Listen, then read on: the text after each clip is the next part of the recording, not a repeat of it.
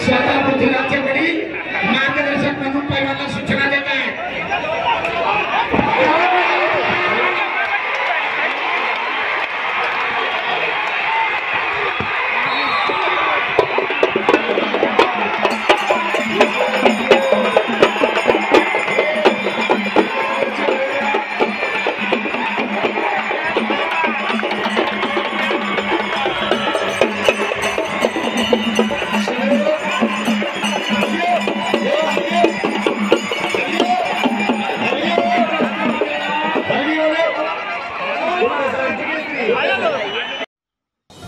महाराष्ट्र केसरी स्पर्धेच्या अंतिम फेरीत पृथ्वीराज मोहोळ आणि महेंद्र गायकवाड यांच्यात सामना रंगला।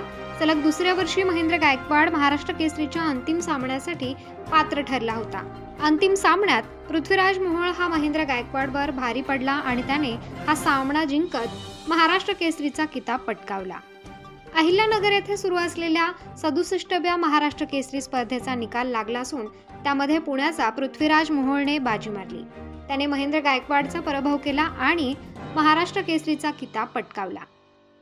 पृथ्वीराज मोहोळ आणि महेंद्र गायकवाड यांच्यामध्ये लढतीत पृथ्वीराज मोहोळला पहिला पॉइंट मिळाला, नंतर दुसरा पॉइंट महेंद्र गायकवाडने मिळवला आणि बरोबरी केली। त्यानंतर पृथ्वीराज मोहोळने पुन्हा एकदा एक पॉइंट घेत तो 67वा महाराष्ट्र केसरी ठरला आहे। महाराष्ट्र केसरीचा बहुमान पुणे जिल्ह्यातील पृथ्वीराज मोहोळ यांनी मिळवलाय। महाराष्ट्र राज्याचे उपमुख्यमंत्री नामदार अजितदादा पवार, विधानसभेचे सभापती राम शिंदे, केंद्रीय मंत्री मुरलीधर मोहोळ व कुस्तीगीर संघटनेचे स्वागत अध्यक्ष आमदार संग्राम जगताप यांच्या हस्ते महाराष्ट्र केसरीची मानाची चांदीची गदा पैलवान पृथ्वीराज मोहोळ यांना देऊन महाराष्ट्र केसरीचा किताब देण्यात आलाय।